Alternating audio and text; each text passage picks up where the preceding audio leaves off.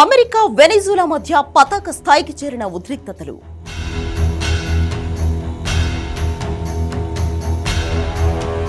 F-35లు మోహరించిన Trump వార్కు ready అన్న Maduro.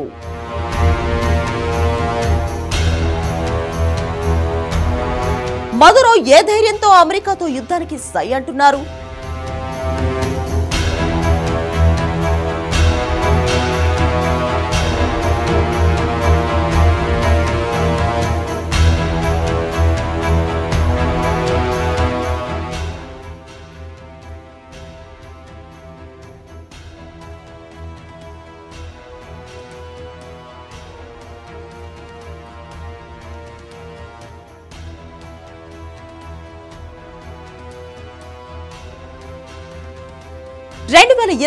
September 2న Caribbean సముద్రంలో జరిగిన దాడి ఇది. వెనిజులాకు చెందిన నౌకను అమెరికా సైన్యం పేల్చేసింది. ఈ దాడిలో 11 మంది మరణించారు.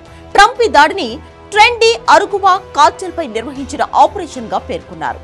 దీనిని విదేశీ ఉగ్రవాద సంస్థగా పేర్కొన్నారు. అంతేకాదు వెనిజులా అధ్యక్షుడు నికోలస్ మదురోకు కార్టెల్ ఆఫ్ ది సన్స్ అనే డ్రగ్ స్మగ్లింగ్ సంస్థతో సంబంధం ఉన్నట్లు ఆరోపించారు. నిజం ఏంటంటే వెనిజులా ద్వారా రవాణా అయ్యే మాదక ద్రవ్యాలు కొలంబియన్ మాదక ద్రవ్యాల్లో కేవలం 5% మాత్రమే అని నివేదికలు తెలిచాయి. Briefing and you'll see, and there's more where that came from. We have a lot of drugs pouring into our country, coming in for a long time, and we just these came out of Venezuela and coming out very heavily from Venezuela. A lot of things are coming out of Venezuela, so we took it out, and you'll get to see that after this meeting is over. Venezuela అధ్యక్షుడు Nicolas Maduro America చర్యలను తీవ్రంగా ఖండించారు. America సైనిక బెదిరింపుల ద్వారా తమ ప్రభుత్వాన్ని మార్చాలని చూస్తోందని ఆరోపించారు. సీన్ కట్ చేస్తే వెనిజులా 45 లక్షల సభ్యుల బొలివేరియన్ నేషనల్ మిలిషియాను సన్నద్ధం చేసింది. ప్రజల్ని సైన్యంతో చేరాలని పిలుపునిచ్చింది. ఆ తర్వాతే అమెరికా వెనిజులా మధ్య పరిస్థితులు మరింత ఉద్రిక్తకరంగా మారాయి. అమెరికా వెనిజులా సరిహద్దుల్లో పెద్ద ఎత్తున సైనిక బలగాలను మోహరించింది. ఏకంగా 10 F-35 యుద్ధ విమానాలు, 8 యుద్ధ నౌకలు, 2000 మెరైన్లతో సహా 4000 మంది సైనికులు, ఒక అణు జలాంతర్గామి నిఘా విమానాలను కరేబియన్ సముద్రంలో సిద్ధం చేసింది. ఈ చర్యలను మాదక ద్రవ్యాల అక్రమ రవాణాను నిరోధించేందుకు చేపట్టినట్లు అమెరికా పేర్కొంది. కానీ డ్రగ్ కార్టెల్స్ పై మిలిటరీ స్ట్రైక్ సాకుతో వెనిజులాపై దాడి చేయడమే అమెరికా లక్ష్యంగా విశ్లేషకులు అభిప్రాయపడుతున్నారు. ఇక్కడే నికోలస్ మదురో మళ్లీ సీన్లోకి వచ్చారు. Venezuela es un país no relevante en materia de narcotráfico y en todas las materias que tenga que ver.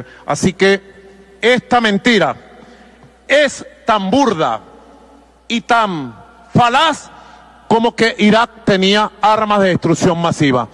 Es mentira y se lo digo a la opinión pública estadounidense. America చర్యలపై Nicolas Maduro తీవ్రంగా స్పందించారు.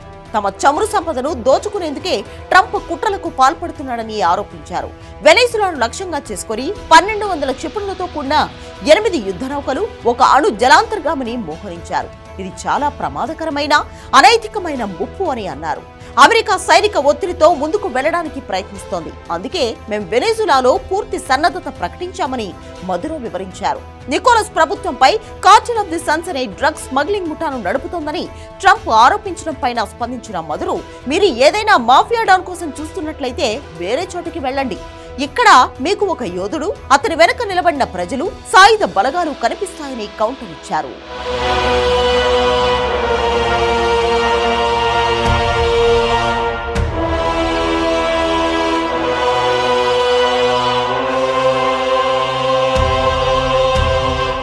America చర్యలకు one and only reason చమురు నిక్షేపాలపై Donald Trump కన్నేయడమే.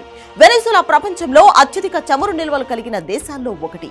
చమురు వనరులపై నియంత్రణ సాధించేందుకే America drugs ఆరోపణలను సాకుగా ఉపయోగిస్తుందని విశ్లేషకులు అభిప్రాయపడుతున్నారు.